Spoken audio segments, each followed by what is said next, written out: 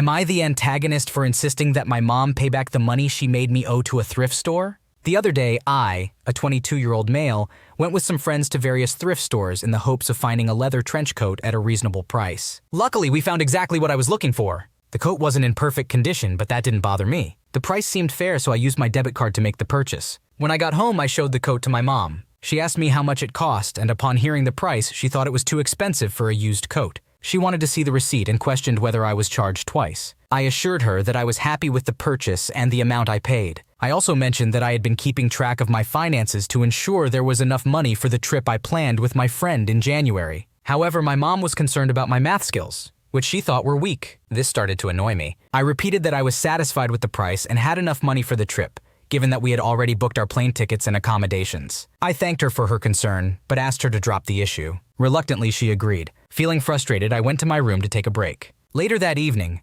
my mom informed me that she had called the store to confirm if they had charged me twice. At first, they said it appeared that I had overpaid, so they issued a partial refund. However, a few minutes later, they called back to say that they had actually charged me correctly. They attempted to cancel the refund, but if I had already received it, I would need to repay them. I became angry and shouted at my mom for not listening to me and respecting my boundaries. She admitted her mistake, saying she should have trusted me and offered to be the one to repay the store if the refund went through. She insisted that I could keep the money for my trip. Grateful, I accepted her offer, thinking the matter was resolved. A few days later, upon checking my account, I noticed that a substantial amount, roughly 4 times the original price I paid, had been deposited into it. I showed my mom, and she immediately told me that I needed to pay it back. I reminded her that she had previously promised to let me keep the money and handle the repayment. However, she clarified that while I could keep what she believed they owed me, the additional funds had to be returned. I argued that I wouldn't be in this situation if she hadn't interfered in the first place. She acknowledged her mistake, but maintained that it was still my responsibility to repay the money. She said it was the right thing to do. I pointed out that her original reason for meddling was concern over my trip finances,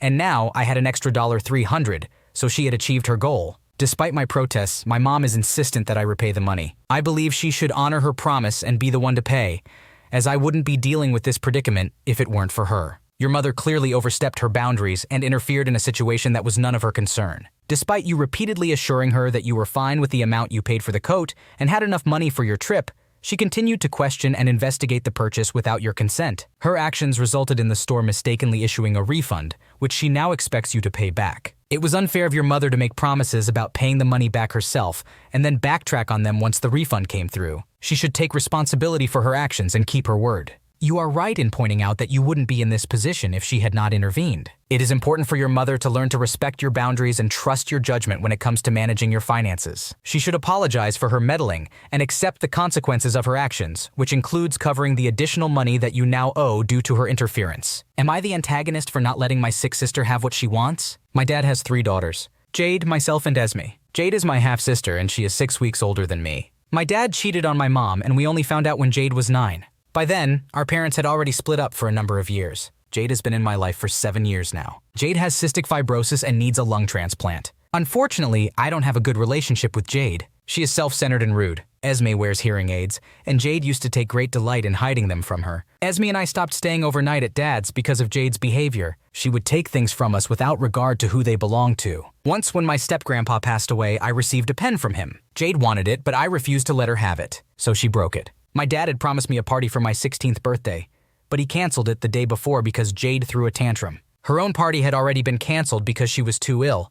Dad told her that I would share, but Jade demanded her own party or for mine to be canceled. So my dad canceled it and my mom called Jade a spoilt brat. Now, Jade wants me to tutor her because she doesn't want to fall behind in school due to her illness. Dad thinks it's a great idea because we have the same subjects, but the truth is, we are not at the same level. Jade is in the bottom set while I'm in the top set for everything. I do help Esme occasionally when she struggles with something, but she asks politely, unlike Jade. Jade also wants to use my tablet to watch TV in bed because her laptop broke. Unfortunately, I don't want my laptop to break, and I simply don't have the time or desire to tutor Jade. I have a part-time job and babysit my younger half-siblings every other Friday night. Dad has told me to tell my mom to find a sitter for my siblings and to quit my job so I can help Jade. He expects me to be at Jade's beck and call. He even tried to ground me for not answering her texts one night. I had received 42 texts from her within an hour, but I couldn't answer because I was working. Jade believes everyone should cater to her because she is sick. Esme asked Dad for a book for her birthday this year. He bought it and wrapped it, but when we visited Jade in the hospital, she demanded the book, claiming she was bored. Dad ended up giving it to her.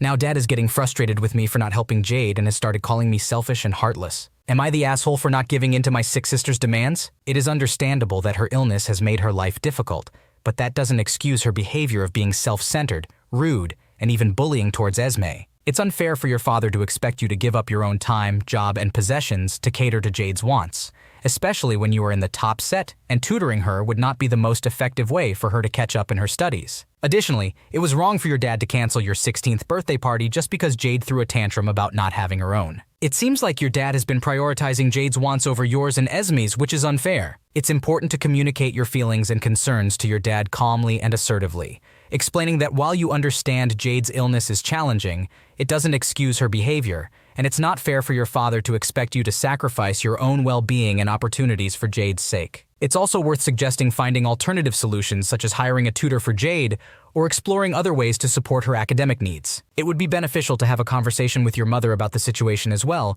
so she can also advocate for your needs and boundaries. Ultimately, it's important for your father to address and correct the unequal treatment and favoritism towards Jade. Staying strong in your boundaries and prioritizing your own well-being and personal growth does not make you selfish or heartless. Am I the antagonist for not wanting to put my child in daycare? I am a 41-year-old man and my wife is 42. We have a 1-year-old son. Recently, my wife has insisted on putting our son in daycare because she feels like she doesn't have enough free time to pursue her own interests. She believes that I have more free time than her and finds it unfair. Currently, I work the third shift remotely from home. On a regular workday, I start between 9 p.m. and 10 p.m. and finish between 6 a.m. and 8 a.m. After work, I try to go to sleep immediately. Some days, if our son wakes up early, I may help with the morning feeding or do some chores like taking out the trash. Other days, I go to sleep right away. I usually wake up between 12 p.m. and 2 p.m. and spend time with my wife and son. I fulfill typical parenting duties and household chores during this time, often taking care of my son by myself while my wife engages in other activities. I stay awake until my work shift starts again, and the cycle repeats. Additionally,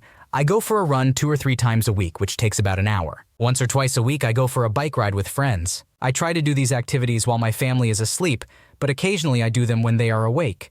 Our son follows a consistent schedule. He wakes up between 6:30 a.m. and 8 a.m., has a morning nap from 10 a.m. to 12 p.m., and another nap from 3 p.m. to 5 p.m. He usually goes to bed between 8 p.m. and 9:30 p.m. During the day, when I am asleep, my wife's older son helps watch the baby for a few hours. Sometimes he cares for him when my wife and I do activities together like grocery shopping. Most of my wife's frustration stems from our weekend routine. After finishing my Friday shift around 6 a.m. to 8 a.m. on Saturday morning, I sleep as usual. Once I wake up, we spend time together and share household and parenting responsibilities. Typically, I am the one who puts our son to bed on the weekends, after which my wife goes to sleep. From then until the next morning, I am awake and alone due to my work schedule. My wife sees this time as desirable, but for me, it isn't great. I have to be extremely quiet to avoid waking anyone, and there aren't many places open or people available since it's late at night. It can be quite lonely and boring. I would much rather spend time with my wife and son. In response to her desire for more free time, my wife has suggested putting our son in daycare for 5 hours a day. Before our son was born,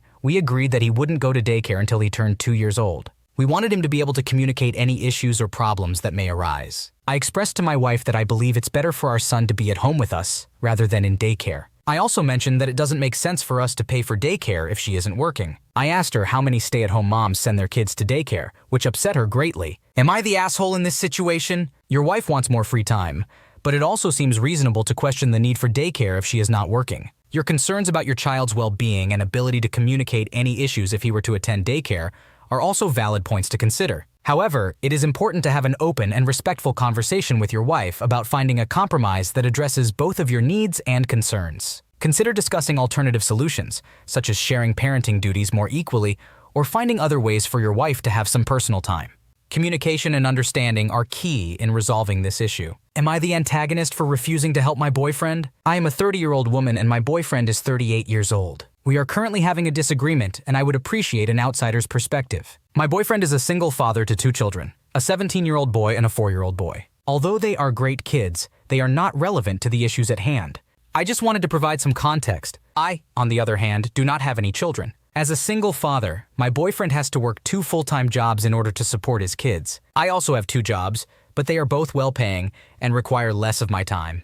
Due to our busy work schedules, we don't get to spend much time together. This has put a strain on our relationship, but we have been doing our best to make it work because we love each other deeply. Since I have more free time, I often spend it with my 2 closest friends, both of whom are stay-at-home wives. We enjoy activities like brunches, spa days, movie nights, and festivals. It's basically a way for us to have fun and enjoy life. My boyfriend often jokes about my life of frivolity and wishes he could have as much fun as I do. Lately, he has been trying to convince me to get another job with my free time so that he can take time off work and do these activities with me. He suggested that since I have so much free time, it shouldn't be hard for me to find a part-time job that pays a few $100 a week. He believes that if I worked more, he could work less, and we could spend more time together. While I would love to spend more time with my boyfriend and sometimes wish we could do these activities together, I don't think it's fair for me to get another job just to supplement his income. He immediately became defensive and argued that I didn't understand because I don't have kids, and that he needed to work as much as he did for his children. Here's where I may have messed up. I told him it was ridiculous for him to expect me to pay in order to spend time with him.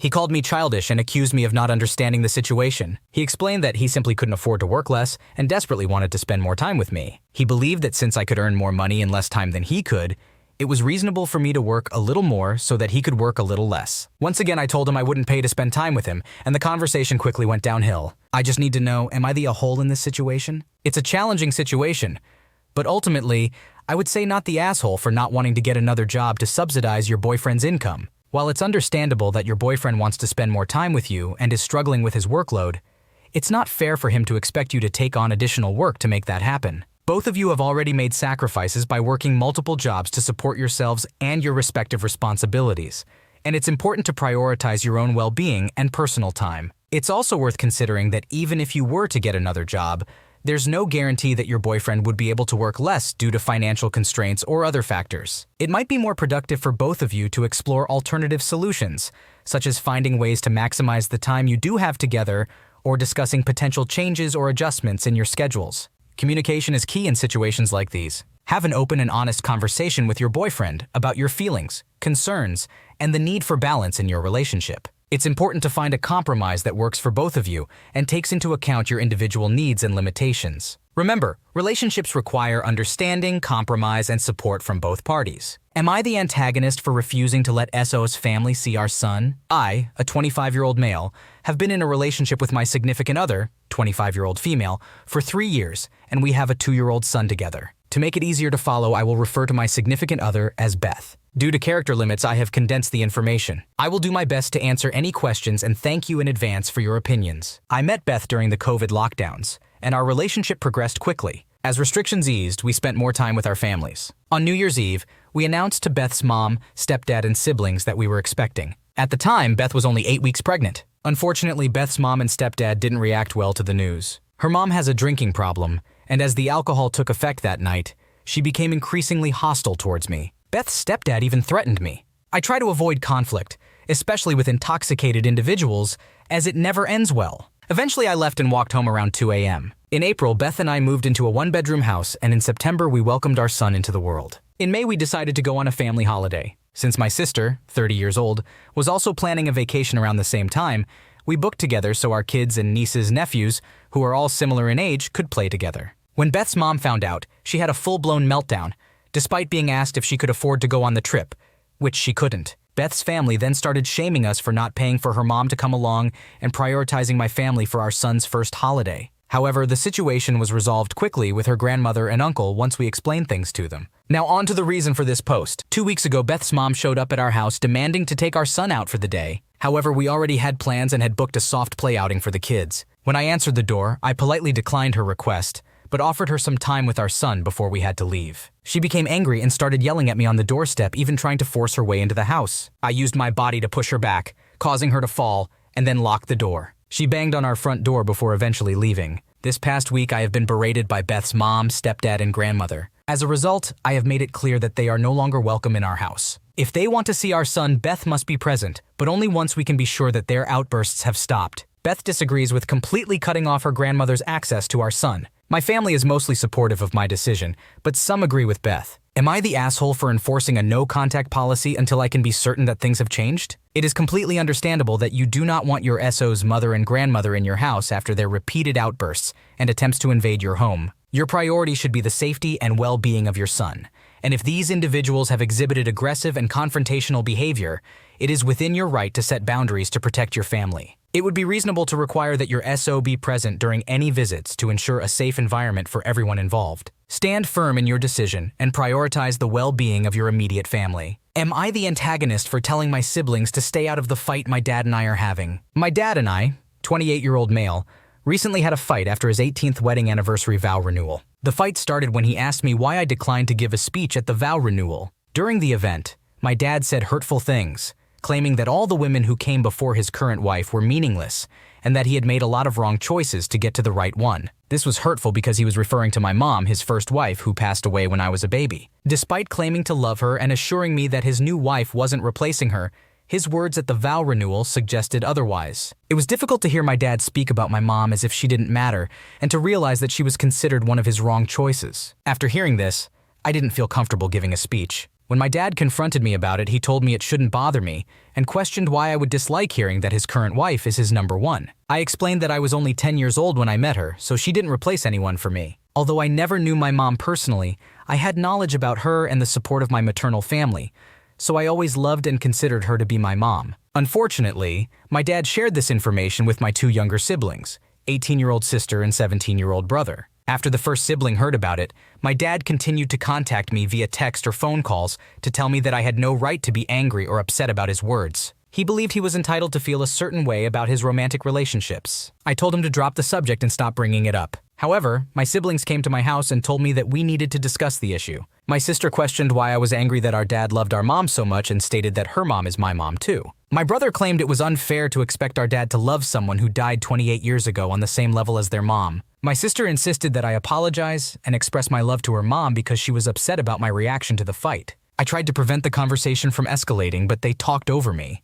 So when I got the chance, I asked them to stay out of the fight because it was between my dad and me, not involving them, and I didn't want to fight with them. My sister argued that it involved them because their parents' marriage was being attacked. I informed her that the fight between my dad and me was not their business and asked them to leave because I wouldn't see things the same way they did. They accused me of being rude for dismissing their involvement in the fight. Following this, my dad texted me saying that I was mature enough not to dismiss my siblings like that. Am I the asshole? You have every right to feel hurt and upset by your dad's comments during the vow renewal. It is understandable that hearing him refer to your mother as one of his wrong choices was painful for you, especially since you never got to know her. Your dad should have been more sensitive to your feelings and should not have dismissed or invalidated your emotions. Your siblings are also in the wrong for getting involved and pressuring you to apologize. They need to understand that this is a personal issue between you and your dad, and it does not concern them. Just because your dad's marriage is being discussed does not mean that they have a right to intrude and dictate how you should feel. It's important for your dad to take responsibility for his hurtful words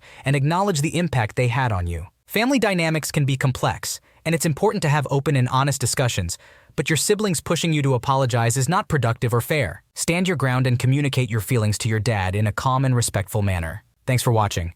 When you subscribe, make sure to hit the bell to turn on notifications so you never miss a video. To finish listening to all the stories, check out the playlist in the description.